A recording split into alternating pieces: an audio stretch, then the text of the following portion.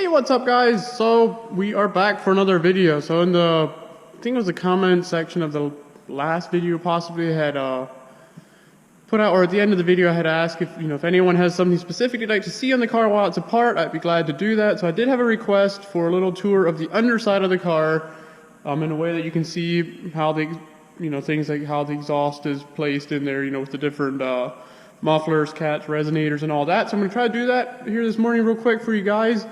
I think we'll start at the back of the car, work our way forward. That way you can kind of see, it's a little easier to see up into the engine bay from the back. So we'll start in the back, kind of take a tour of the car. From there forward, maybe pointing out some of the things that get talked about but are hard to see unless you have the car up in the air. So let's get started and see what we can learn. Oh, and by the way, you can see there I've got my turbos off. That's hopefully going to be, I'll hopefully be going over that in the next video after I got a little bit more information of exactly what I'm going to be doing. So stay tuned for the next one. Alright, so obviously we start in the back here. As far as the exhaust goes, this is obviously what you can see whenever you look at them. You got your rear tips here. This would be generally what's considered the rear mufflers. Pretty much that's quite obvious, rear mufflers there. So when people are talking about cutting out the rear mufflers, this is what they would be talking about here. And then as we work our way forward, you can see the two join here. Obviously we can see the sports diff right in here. This is what a couple people have been blowing out on their cars. Not really ideal. It's fairly expensive to replace. And then obviously we got the rear axles here. That's another somewhat common failure point especially if you're stage 3 or even tuned stage 2 and are aggressively launching your car. And generally is an issue if you break traction and then regain traction abruptly. That can definitely take out your axle. Here is our rear airbags for the rear suspension, for the rear adjustable air suspension. They are inside these bellows here. Obviously got that on both sides. And then moving forward, the exhaust is now obviously still dual. This is generally what is considered the suitcase muffler or the resonate, well, not necessarily resonator. It kind of depends. There's a lot of these terms that get thrown around on the internet. Depending where you've seen it, it might have a different name. But this is generally the suitcase muffler. Some people call it a resonator, but it is the rear one where most times people replace them, and where I have, if you go back 2 or 3 videos where I put the B8 S4 X pipe in here, this is what I replaced with that X pipe. So you can kind of see here, maybe we'll do a little tour like that so we can kind of see what we're looking at as we go front to back. And then continuing on forward, here's where the factory downpipes meet the cat back. That's just simply factory sleeve clamps there. And then moving just forward from that, we have the factory resonators. You can see there's small dual resonators here. And as we continue on up, they split, go to each side around the transmission here. And hopefully you can see up in here, but here is where the factory downpipes meet the cadet downpipes. Again, there's some little difference in terminology there as far as what they're called. On most cars, these would be called, or what you would replace with test pipes from here on up. Generally on the 4OT, most people still call that the downpipe. It's technically all part of the downpipe. Depending which exhaust systems you go with, it will be different. For example, the APR cast downpipes replace everything all the way back to here. From there forward would all be replaced. I know on some other downpipes you got by, they will only come down to here, and then they will mate up with either the factory downpipe, or if you're running an aftermarket catback, like I believe like the Miltech, I think what are they, Magnaflow, all those would all just simply come all the way up to here.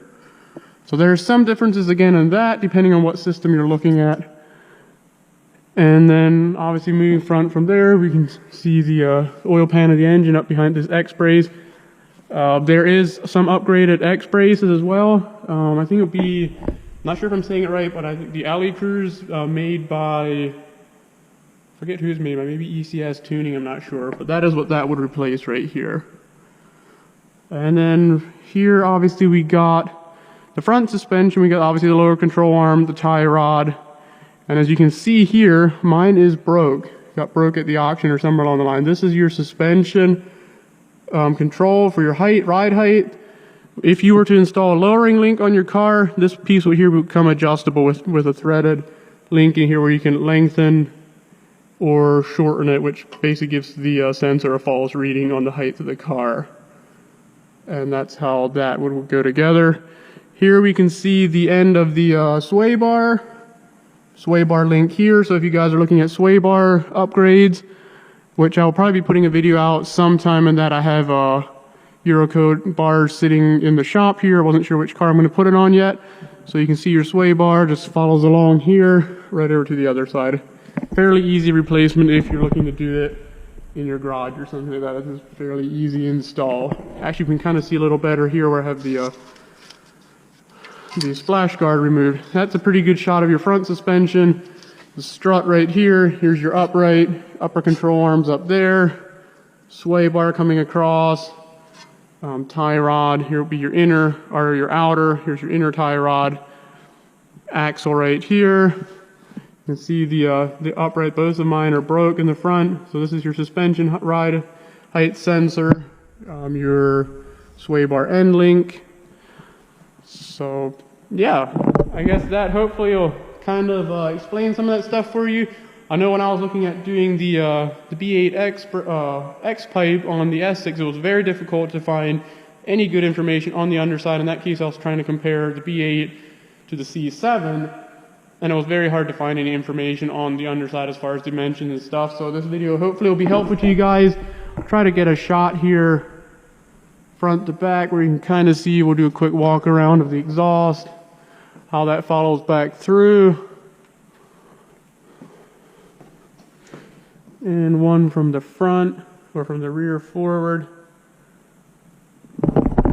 So hopefully that was helpful for you guys. If you're, trying to figure out if it's something you can do, whether you're doing an exhaust, whether you're doing sway bar upgrades. Hopefully this will kind of give you a quick idea of what it's going to look like, what it's going to be like to do it, and if it's something you want to try to tackle yourself, or if you want to take it to a shop. Or if you're just simply interested in what the bottom of these cars look like, hopefully that'll all be helpful to you. So again, thanks for watching. Hit that subscribe. Again, comment below if there's something else you want to see while I have this car up and partially apart, and I will try to do that for you. Appreciate all the ideas. Also appreciate any interaction on the comment section. If you want to see something done, or you have questions about something, or if you see something I'm doing wrong, definitely comment below, and we can have a discussion on that. So again, thanks for watching. Stay tuned for the next one.